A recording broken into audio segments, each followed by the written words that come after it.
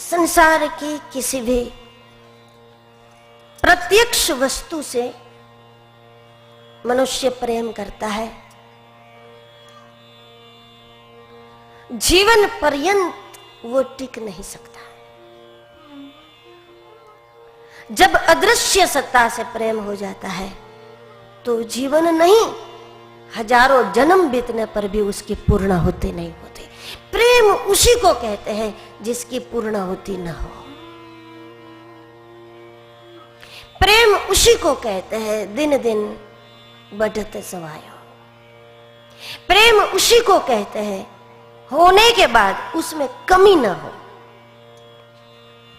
प्रेम उसी को कहते हैं कि उसमें कोई अपेक्षा न हो। यदि आप ये समझ रहे हैं कि आपका किसी के प्रति प्रेम है और साथ साथ आपकी उसके प्रति अपेक्षा भी है कि मेरी इतनी इतनी इतनी बात मानो तो प्रेम दूं वरना छीन लूं, वो प्रेम नहीं होता। मेरी मानो तो प्रेम दो वरना छीन लो, वो प्रेम नहीं है। वो तो आपने उसको नाम दे दिया, वो तो आपकी अपनी मान्यता हुई, वो प्रेम नहीं होता। कि आपकी माने तो आप प्रेम दो, आपकी न माने तो आप उसको बर्बाद कर दो, वो प्रेम नहीं है। वो तो वो चीज है, प्रेम के नाम से वो चीज है जैसे कोई हिरण को मारने के लिए हरा घास डालते हैं, लेकिन घास खिलाना ये उसका इरादा नहीं है। बाण चलाना उसका इरादा है, उसको मारना उसका इरादा है। आपका जिसके प्रति प्रेम है उसके प्रति आपकी स्वार्थ बुद्धि है तो समझ लो आपका उसके प्रति प्रेम नहीं है, लेकिन आप अपनी स्वार्थ सिद्धि के लिए एक नाटक कर रहे हैं, प्रेम का हरा घास दिखा रहे हैं किसी को बर्बाद करने के लिए, अपनी स्वार्थ सिद्धि के लिए और उसको पतन करने के लिए, उसकी बर्बादी के लिए आपने कोई व्यवस्था बनाई है। उसको भाव नहीं कहते। जहां प्रेम है परमात्मा से वहां शिकायतें नहीं होती है। जिसका प्रेम है परमात्मा से वो मांगता नहीं है, वो शिकायत नहीं करता है। दृश्य पदार्थों से जो प्रेम होता है, एक तो वो टिकता नहीं है, दूसरा उसका अंजाम खतरनाक होता है। अदृश्य परम सत्ता से जब प्रेम होता है तो उसका कभी नाश नहीं होता, उसकी कभी पूर्णाहुति नहीं होती।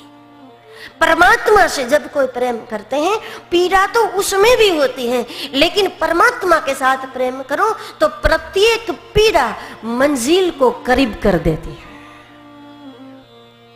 जब जब भगवान के लिए, भगवान के दर्शन के लिए, भगवान की पूजा के लिए आपके अंदर पीड़ा होती है तो वो पीड़ा आपके और ईश्वर के बीच में अंतर कम कर देती है। अरे पीड़ा ही तो वो मीटर है, भक्तों के लिए पीड़ा वो मीटर है कि अब गिरधर दूर नहीं है, पड़ोस में है, मेरे सामने है, आसपास में है। अब परमात्मा दूर नहीं है, परमात्मा दूर है तो पीड़ा भी कम है। ये मीटर समझ लो, इसको मीटर, इसको नापने का।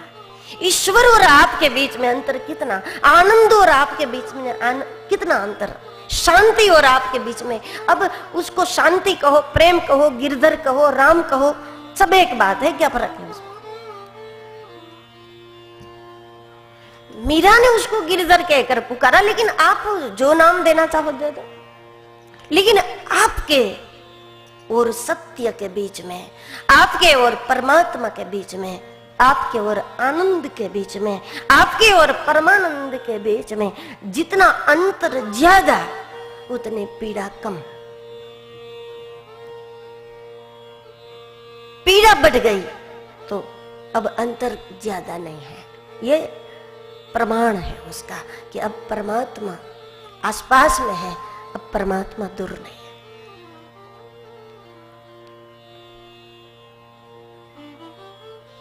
अदृश्य के प्रति आपका प्रेम है, ईश्वर के प्रति आपका प्रेम है, तो उसमें जो घटना ये घटेगी, जरूरी नहीं कि दुनिया उसको माने, लेकिन घटेगी घटना। जिस राणा ने मीरा को जहर भेजा और मीरा उसको पी लिया, फिर भी मृत्यु न हुई, जहर अमृत हो गया, वो इस लौकिक दृष्टि से देखो तो वो चमत्कार है, लेकिन वो मनोभाव की दुनिया में चमत्कार नहीं है, ये रोज घटने वाली घटना है। मनोभाव की दुनिया में ये सब संभव है।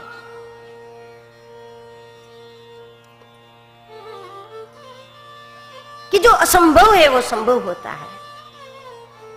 इतनी भरी दुनिया में यदि मीरा को श्याम की बांसुरी सुनाई पड़ती है तो यह संभव है, यह चमत्कार नहीं है, यह हकीकत है, इसका प्रमाण नहीं हो सकता, लेकिन यह सत्य है, भाव जगत का यह सत्य है, यह कोई चमत्कार नहीं। जैसे दो व्यक्ति बाजार में जा रहा है, उसमें एक व्यक्ति ने कहा कि देखो मंदिर में घंटी बज रही है, मंदिर में घंटी बज रही है, कितनी सुंदर आवाज।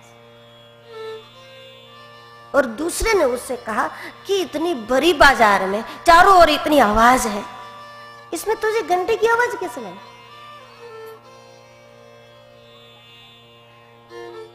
क्योंकि यह वाहनों की आवाज है, लोगों की आवन जावन है, तो ऐसे में मंदिर तो दूर है और वहां घंटी बजती है, आरती हो रही है, और यहां कैसे सुनी तरह? तूने यहां पर मंदिर की घंटी की आवाज सुन ली, ये तो चमत्कार है। उसने कहा कि यह चमत्कार नहीं है, मन के भाव का यह सत्य है, भाव जगत का यह सत्य है। वो नहीं मान रहा था कि ऐसा कोई सत्य होता है क्या। थोड़ी देर के बाद उस व्यक्ति ने अपनी जेब में जो सिक्के थे, रुपये 2 रुपये थे, वो सिक्का निकाल के नीचे फेंका। जब सिक्के की आवाज आई तो वो दूसरा जो था वो चकित हो गया, उसने कहा कि किसी का सिक्का गिरा। अब जिसने घंटी की आवाज सुनी थी उसने उनसे पूछा कि इतनी बड़ी बाजार में, इतनी आवन जावन में, इतनी वाहनों की आवाज में तूने सिक्के की आवाज कैसे सुन ली? जिसका मन जिसके लिए तत्पर हो जाता है तो हजारों किलोमीटर की दूरी पर भी उसको उसकी आवाज मिल जाती है, तो यह सत्य है, यह चमत्कार नहीं है। तुम्हारा मन पैसों के लिए तत्पर है, तो जब सिक्के की आवाज आई तूने सुन ली, हमने नहीं सुनी।